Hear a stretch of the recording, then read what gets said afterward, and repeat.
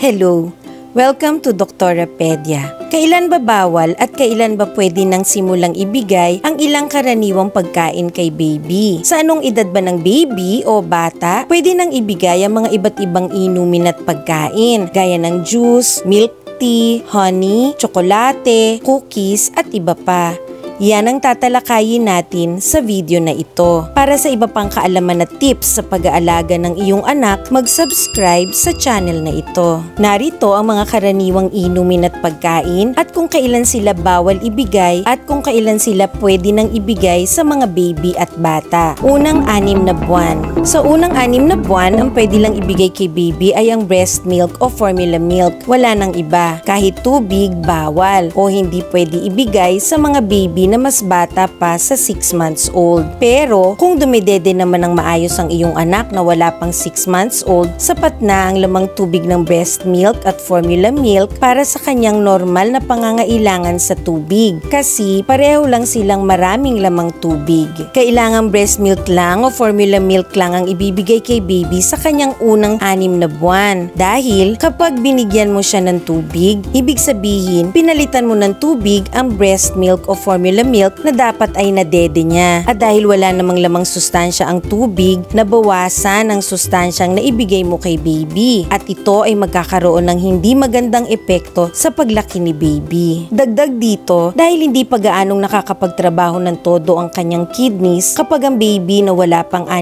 na buwan ay pinainom ng tubig, mayroong panganib na masyadong lalabnaw ang kanyang dugo na magiging dahilan para siya ay magkaroon ng tinatawag na hyponatremia o napakababang concentration ng sodium sa dugo na maaaring magdulot ng panghihina, kumbulsyon at koma. Maaari rin itong maging dahilan na mabawian ng buhay ang baby. 6 months. Pagsapit ng edad na 6 na buwan, kapag sinimulan mo ng pakainin si baby, pwede na siyang bigyan ng tubig. Ang tubig ay maaaring ibigay tuwing pagkatapos pakainin si baby, pero pakonti-konti lang. Hindi dapat lalampas sa 4 to 8 ounces na tubig kada araw ang ibibigay sa mga baby na 6 months hanggang 1 year old. Dapat ay breast milk o formula milk pa rin ang pangunahing ibinibigay sa kanila, hindi tubig. Sa paglaki ni baby, mas dadami ang kailangan tubig ng kanyang katawan. Panoorin mo ang naunang video na tumalakay sa mga dami ng tubig na dapat inumin ng iba't ibang edad ng bata.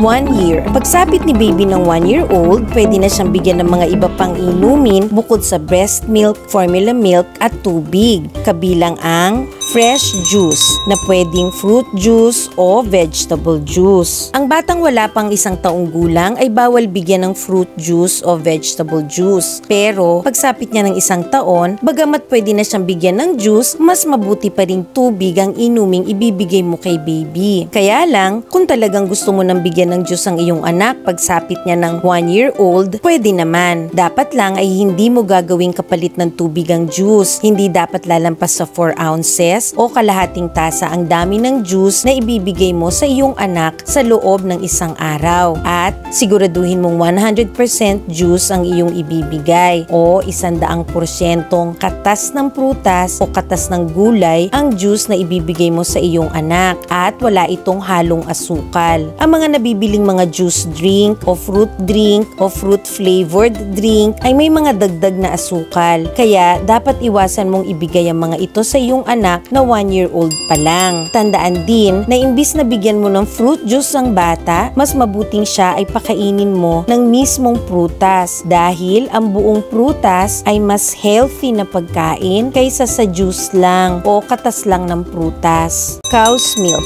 Ang 1 year old na baby ay pwede na ring bigyan ng cow's milk. Bawal ibigay ang cow's milk sa mas bata sa 1 year old dahil maaari itong maging dahilan ng pagdudugo sa bituka ni baby. Mayroon itong laman na sobrang daming protina at minerals na hindi pa kayang i-handle ng kidneys ni baby at ang lamang nutrients nito ay hindi angkop sa pangangailangan ng mga baby na wala pang 1 taong gulang. Pagkain na may asin. Maaari na rin simulang lagyan ng asin ang pagkain ni baby pagsapit niya ng 1 year old. Bago tayo magpatuloy, paalala na ang video na ito ay para sa dagdag kaalaman lamang. Hindi ito naglalayong pumalit sa pagkonsulta, pag-examine, pag-diagnose at paggamot ng isang doktor. Magkonsulta sa inyong doktor tungkol sa kalagayan ng inyong anak. Bawal bawal lagyan ng asin ang mga pagkaing ibinibigay sa mga baby na mas bata sa 1-year-old dahil hindi pa kaya ng kanilang kidneys ang dagdag na asin sa pagkain. Kapag 1-year-old na si baby, pwede mo nang lagyan ng konting asin ang kanyang pagkain. Pero, importante na siguraduhin mong iodized salt ang iyong gagamitin o yung asin na may dagdag na iodine. Ang paggamit ng iodized salt ay isang paraan para maiwasan na magkaroon ng iodine deficiency ang iyong anak. Ang iodine deficiency kasi ang pangunahing sanhi ng preventable mental retardation o mental retardation na maaari sanang maiwasan sa mga bata. Ang iodine deficiency ay nagre-resulta sa mas mababang IQ kaysa sa mga batang walang iodine deficiency. Ang paggamit ng iodized salt ay isang paraan na ginagamit sa buong mundo para maiwasan ang iodine deficiency. Pero, bantayan mo na hindi mo mabibigyan ng iyong anak ng mahigit sa kalahating kutsaritang asin sa isang buong araw mula sa siya ay 1-year-old hanggang sa siya ay sumapit sa 4 years old. Ito ay dahil kung bibigyan mo ng mas maraming asin ang iyong anak, mahihirapan ang kanyang mga kidneys. Dagdag dito, maaari ring masanay ang iyong anak sa maaalat na pagkain na madadala niya hanggang sa kanyang pagtanda at ito ay maaaring maging dahilan na siya ay magkaroon ng high blood pressure. Ang mga dilatang pagkain at mga sitsirya ay karaniwang sobrang daming lamang asin, kaya mas makabubuti kung ang mga ito ay maiiwasang ibigay sa mga bata, lalo na bago sila mag 4 years old. Honey o pulot. Pwede na rin bigyan si baby ng honey pagsapit niya ng 1-year-old. Napaka-importante na huwag magbibigay ng honey sa mga batang mas bata sa 1 taon dahil sila ay walang kakayahan na labanan ang bakteryang Clostridium botulinum na maaaring tumubo sa honey. Kaya sila ay maaaring magkaroon ng tinatawag na botulism na isang nakamamatay na sakit. Dahil dito, bawal magbigay ng kahit kaunting honey sa mga mas bata sa 1 taon. Kahit tikim lang, huwag ihahalo ang honey sa gatas o sa pagkain ni baby at huwag ding lalagyan ng honey ang kanyang pacifier. Dahil ligtas ng bigyan ng honey ang mga batang may edad na 1 taon o mas matanda pa, pagsapit ni baby ng 1-year-old, pwede mo na siyang bigyan ng 2.5 ml o kalahating kutsaritang honey kapag siya ay inuubo. Pwedeng ibigay ang honey ng puro o kaya ay nakahalo sa tubig. Ayon sa pag-aaral, ang honey ay nakapagpapadalang o nakapagpapakonti sa pag-ubo ng mga bata, nakahalintulad o mas mabuti pa kaysa sa epekto ng mga ibang cough and cold medicine. At kumpara sa mga cough and cold medicine, ang honey ay mas ligtas. Ang tamang dami ng honey para sa iba't ibang edad ng bata at ang paraan ng pagbibigay ng honey para mapabuti ang ubo ng mga bata ay tinalakay sa isang naunang video tungkol sa tamang pag-aalaga sa batang may ubo. 2 years. Pagsapit ni baby ng 2 years old, pwede na siyang bigyan ng pagkain at inuming may dagdag na asukal.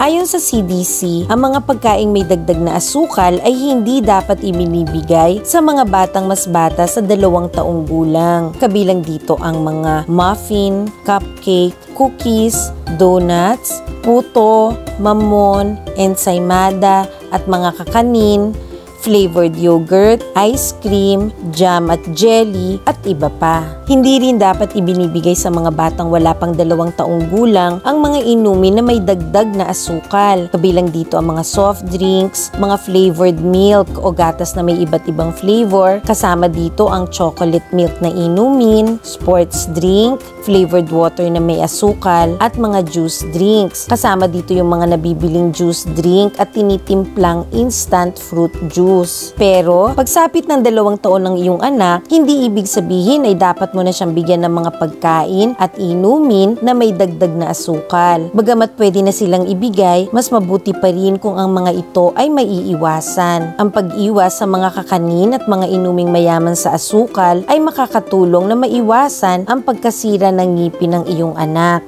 Dagdag dito, ang mga batang binibigyan ng mga pagkain at inuming may dagdag na asukal ay karaniwang mabilis nasanay sa matamis na lasa na kanyang hahanap-hanapin. Kaya minsan tuloy ayaw na nila ng mga pagkaing hindi matamis at ito ay maaari niyang madala hanggang sa kanyang pagtanda na maaaring magdulot ng obesity o sobrang katabaan. Hindi rin inirerekomenda ang mga pagkain na sinasabing mayroong zero sugar o sugar-free pero pinatamis naman gamit ang low-calorie sweetener o no-calorie sweetener. Hindi pa kasi klaro ang kaligtasan ng mga ito sa mga bata. Mga inuming may caffeine. Kabilang sa mga inuming may caffeine ay ang kape, tea o tsaa, kabilang ang milk tea, mga soft drinks at energy drinks. Ang mga inuming may caffeine ay bawal ibigay sa mga batang wala pang 2 taong gulang. Pero kahit na 2 years old na ang bata, dahil wala pang na-establish na safe limit ng caffeine para sa mga maliliit na bata, mas mabuti pa rin na iwasan ng mga ito. Sa maliliit na bata, ang caffeine ay nagpapataas sa risk o posibilidad ng hirap na makatulog, pagiging iritable, pagsakit ng ulo, at hindi makakonsentrate. Tsokolate. Hindi inirerekomenda na bigyan ng tsokolate ang mga batang mas bata sa 2 taong gulang. Ito ay dahil ang tsokolate, pati ang mga tsokolating inumin ay may dagdag na asukal at may lamang caffeine. Kaya iwasang bigyan ng kahit anong pagkain na may tsokolating flavor ang iyong anak na mas bata sa 2 years old. Ang mga link para sa iba pang video ay nasa description ng video na ito. Please like and share this video, subscribe sa channel na ito, and click the notification bell. Thank you for watching and see you sa next video.